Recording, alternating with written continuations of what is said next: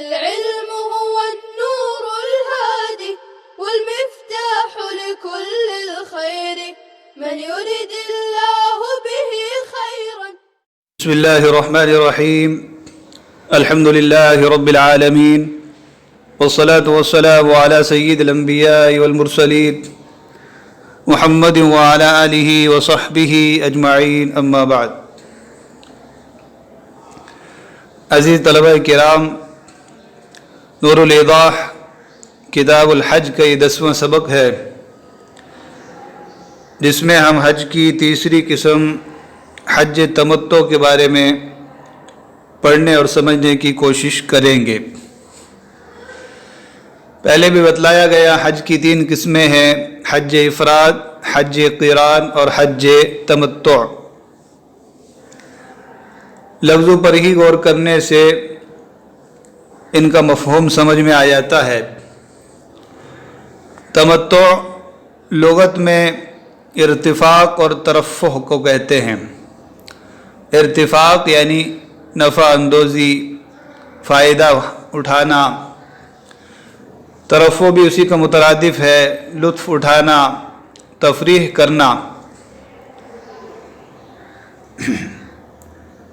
حج قران میں حج اور عمرے کا احرام ایک ساتھ باندھا تھا.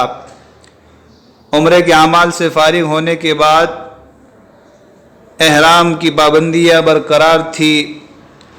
اسے محظورات احرام میں سے کوئی کام کرنے کی اجازت نہیں تھی، جبکہ تمتع میں عمرے کا احرام باندھ کر مکہ جا کے عمرے سے فارغ ہونے کے بعد حج کی پابندیاں ختم ہو جاتی ہے، تو اس لیے اس کو تمتع کہا جاتا ہے. گویا کہ حج اور عمرے کے درمیان یہ احرام کی پابندیوں سے نکل کر فائدہ اٹھاتا ہے، لطف لیتا ہے، تفریح کر لیتا ہے. لکھتے ہیں معنی تمتع. تمتع کا معنی التمتع فی اللغت الارتفاق والترفع. لغت میں تمتع فائدہ اٹھانے اور لطف لینے کو کہتے ہیں. وهو شرعا ان يحرم بالعمرة وحدها من الميقات في زمان الحج. اور شریعت کی اصطلاح میں تمتع یہ ہے کہ حج کے زمانے میں میقات سے صرف عمرے کا احرام باندھے، وحدہ تنہا فقط. میقات ہے یا چھوٹ گیا. فَإِذَا تَمَّ أَعْمَالَهَا أَوْ أَكْثَرَهَا أَحْرَمَ بِالْحَجِّ. جب اس کے اعمال پورے کر لے یا اکثر اعمال ادا کر لے تو حج کا احرام باندھ لے. تو اعمال پورے ہو جائے یا اکثر اعمال کر لے تو اس کے بعد وہ حلال ہو جاتا ہے. پھر جب زمانہ حج آئے، حج کا وقت آئے تو دوبارہ مکہ سے احرام باندھ لے. تو یہ تمتع کی اصطلاحی تعریف ہوئی. تو حج افراد میں صرف حج کا احرام باندھنا تھا، عمرہ نہیں تھا. جبکہ حج قران میں دونوں کی نیت ایک ساتھ کرنی تھی، اور حج تمتع میں میقات سے صرف عمرے کی نیت کر کے مکہ آ کر عمرہ ادا کرنا ہے. پھر جب عمرے کے اعمال مکمل ہو جائیں تو وہ حلال ہو جاتا ہے، اور پھر حج کا وقت قریب آنے پر دوبارہ مکہ سے حج کا احرام باندھتا ہے. تو یہ حج تمتع کے لغوی اور اصطلاحی معنی بیان کر دیے گئے. یہ جو کہا گیا کہ اکثر اعمال ادا کر لے تو سعی کو مؤخر بھی کیا جا سکتا ہے، بعد میں ایک ساتھ ادا کیا جا سکتا ہے. حکم کیا ہے؟ تو پہلے بتلایا گیا کہ ہمارے ہاں سب سے افضل حج قران ہے، پھر دوسرا نمبر حج تمتع کا ہے، اور تیسرا نمبر حج افراد کا، جس میں مشقت زیادہ، اعمال زیادہ، اس میں فضیلت اور ثواب زیادہ. تو حج تمتع میں بھی 2 आमाल अदा करने होते हैं, इसलिए ये मुफरद से अफजल है। लेकिन क़िरान में पाबंदियाँ ज़्यादा होती हैं, मशक्क़त ज़्यादा होती है, इसलिए क़िरान तमत्तो से अफजल है। तो सबसे अफजल क़िरान, फिर तमत्तो उससे कम, और उससे भी कम इफ़राद। अत्तमत्तु अफ़दलु मिन अदाइल हज्ज वहदहु, हज तमत्तो तन्हा हज अदा करने से अफजल है। व अफ़दलु मिन अदाइल उम्रति वहदहा, और तन्हा उम्रा अदा करने से अफजल है।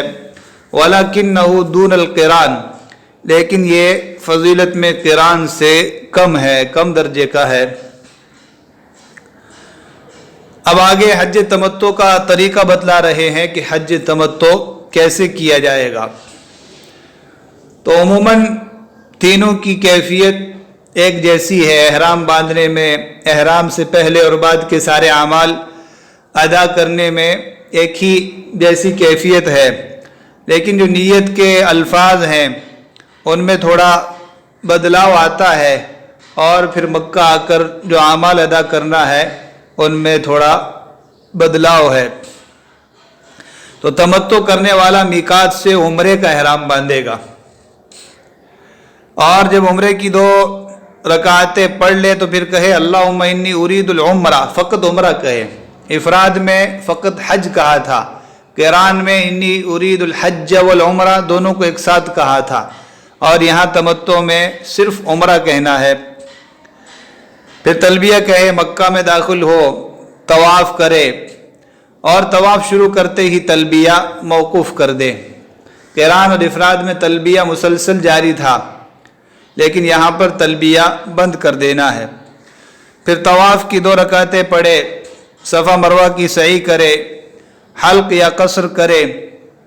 क़िरान में हल्क या कसर नहीं था, बल्कि हज के बाद था, और हज इफ़राद में भी हल्क और कसर हज के बाद था।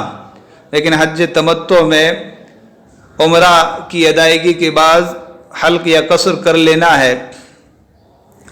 तो जब ये चीज़ें उसने कर ली तो अब ये एहराम की पाबंदियों से निकल गया, हलाल हो गया। उसके लिए सब चीज़ें हलाल हो गई, यहाँ तक कि औरतें भी हलाल हो गई।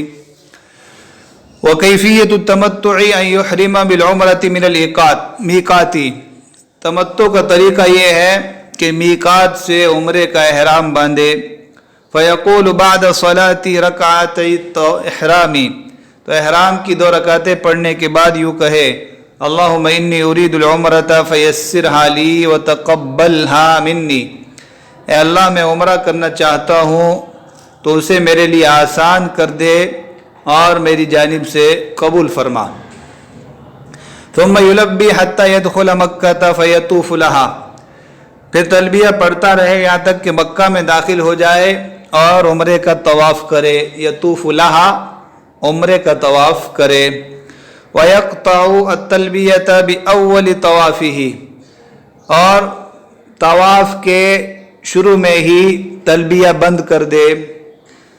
तो तवाफ़ का जैसा ही पहला चक्कर शुरू किया, यहाँ तलबिया बंद कर दे। तुम युसल्ली रकअतै तवाफ़, फिर तवाफ़ की 2 रकातें पढ़े। तुम यस्आ बैन सफ़ा वल मरवा 7 अशवात, फिर सफ़ा और मरवा के दरमियान 7 चक्कर लगाए, सई करे। तुम यहलिक़ु रअसहु औ युक़स्सिरुहु शअरा औ युक़स्सिरु शअरा, फिर अपने सर के बाल मूंड दे या कसर करे, बालों को छोटा करवाए।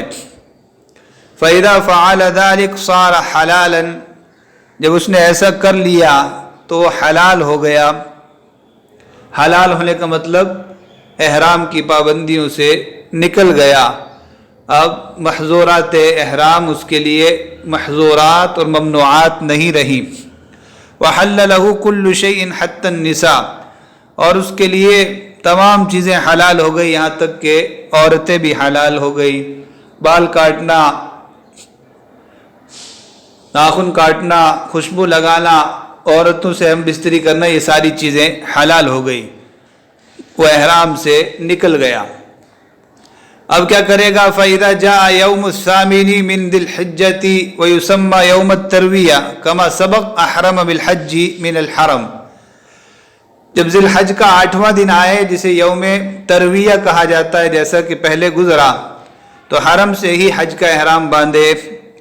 وَيُؤَدِّي أَعْمَالَهُ الَّتِي سَبَقَ بَيَانُهَا، اور حج کے وہ اعمال ادا کرے جن کا بیان پہلے گزر چکا ہے۔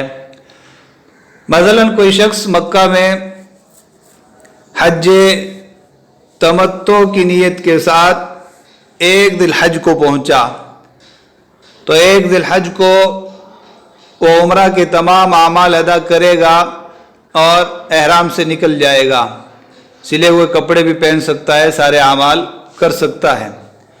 پھر جب 8 ذی الحج ہو تو اب اس کو احرام باندھنے کے لیے حل میں یا میقات میں جانے کی ضرورت نہیں، مکہ ہی میں اپنے کمرے سے، اپنے ہوٹل سے احرام باندھ لے، اور احرام باندھنے کے بعد اب حج کے تمام اعمال کا آغاز کرے،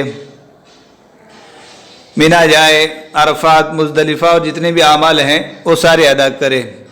تو اس طریقے سے اس نے ایک سفر میں 2 اعمال کیے، عمرہ بھی اور حج بھی، لیکن یہاں حج اور عمرے کے درمیان اس کو چھٹی دی گئی، اس کو احرام کی پابندیوں سے نکلنے کا موقع دیا گیا، فائدہ اٹھانے کا موقع دیا گیا، اس لیے اس کو حج تمتع کہا جاتا ہے۔ دم شکر، قربانی کرنا۔ دم خون کو کہا جاتا ہے، لیکن خون سے مراد قربانی، شکرانے کی قربانی۔ تو ایک سفر میں 2 اعمال ہو رہے ہیں، اس لیے قربانی کرنا، ہدی کو ذبح کرنا واجب ہے۔ فَإِذَا رَمَى جَمْرَةَ الْعَقَبَةِ يَوْمَ النَّحْرِ لَزِمَهُ ذَبْحُ شَاةٍ مِّنَ الْغَنَمِ أَوِ اشْتِرَاكُ بِالسَّبْعِ فِي بَدَنَةِ بَقَرَةٍ أَوْ نَاقَةٍ۔ جب یوم النحر کو جمرہ عقبہ کی رمی کر لے، یوم النحر کے دن، قربانی والے دن 10 ذی الحج کو جمرہ عقبہ کی رمی کر لے، تو اس پر ایک بکری ذبح کرنا یا بدنہ بڑے جانور کے 7ویں حصے میں شریک ہونا لازم ہے۔ بدنہ کی جمع بدن ہے، جو قرآن میں بھی ہے، وَالْبُدْنَ جَعَلْنَاهَا لَكُمْ۔ بدنہ اصل میں بڑے جسم والی اونٹنی کو کہا جاتا ہے، البعیر العظیم البدن۔ تو بڑے بدن والی اونٹنی کو بدنہ سے تعبیر کیا جاتا ہے، جس کی جمع بدن ہے۔ تو چونکہ اونٹنی جتنی بڑی ہوگی اتنا زیادہ گوشت ہوگا، اتنا زیادہ ثواب ہوگا، اس لیے بڑے جانوروں کو، اونٹ کو شعائر اللہ میں شامل کیا گیا ہے اور اس کی قربانی اصل ہے۔ لیکن پھر دوسرے جانور، گائے اور ناقہ کو بھی، عام قسم کے اونٹ کو، اونٹنی کو بھی اس میں شامل کیا گیا ہے۔ تو کوئی بھی بڑا جانور، جس طرح قربانی میں 7 حصے ہوتے ہیں، ایک حصے کے ذریعے شرکت کی جا سکتی ہے، تو اسی طرح دم شکر ادا کرنا ہے، اس میں بھی بڑے جانور کا ایک حصہ لیا جا سکتا ہے۔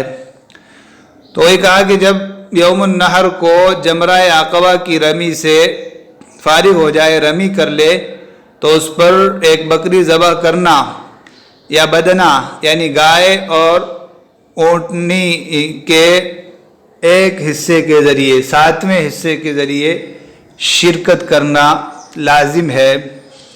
تو یہ قربانی واجب ہے۔ فَإِن لَمْ يَجِدْ صَامَ 3 أَيَّامٍ قَبْلَ مَجِيءِ يَوْمِ النَّحْرِ و7 إِذَا رَجَعَ۔ قربانی نہ پائے، ہدی نہ پائے، تو یوم النحر کے آنے سے پہلے 3 روزے رکھے اور 7 روزے حج سے لوٹنے کے بعد۔ تو یہ 10 روزے قران میں بھی تھے، یوم النحر کے آنے سے پہلے 3 روزے اور 7 روزے حج کے اعمال سے فارغ ہونے کے بعد مکہ میں یا گھر آ کر۔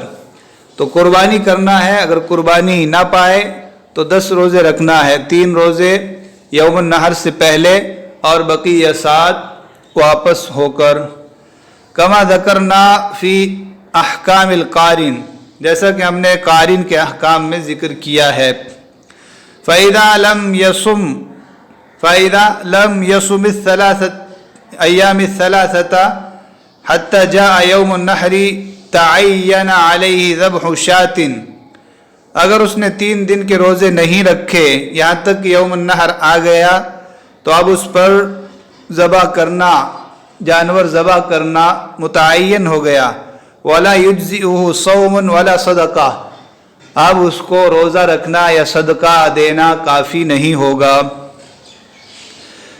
فرمانے فَإِذَا لَمْ يَصُمِ الْأَيَّامَ الثَّلَاثَةَ، ایامی کا کسرہ غلط ہے، الایام الثلاثہ. تو یوم النحر کے آنے سے پہلے جو 3 دن کے روزے رکھنے ہوتے ہیں، اگر وہ روزے نہیں رکھے، یوم النحر آ گیا تو اب روزے سے کام نہیں چلے گا، صدقے سے کام نہیں چلے گا، اب جانور کو ذبح کرنا متعین ہو چکا ہے. اس لیے کہ اصل تو جانور کو ذبح کرنا تھا، اب جانور ذبح کرنے کی استطاعت نہیں تھی تو بدل کی طرف، روزے کی طرف چلے گئے. اب بدل سے بدل کی طرف نہیں جایا جا سکتا. تو یوم النحر آ گیا، روزوں کا وقت، بدل کا وقت ختم ہو گیا.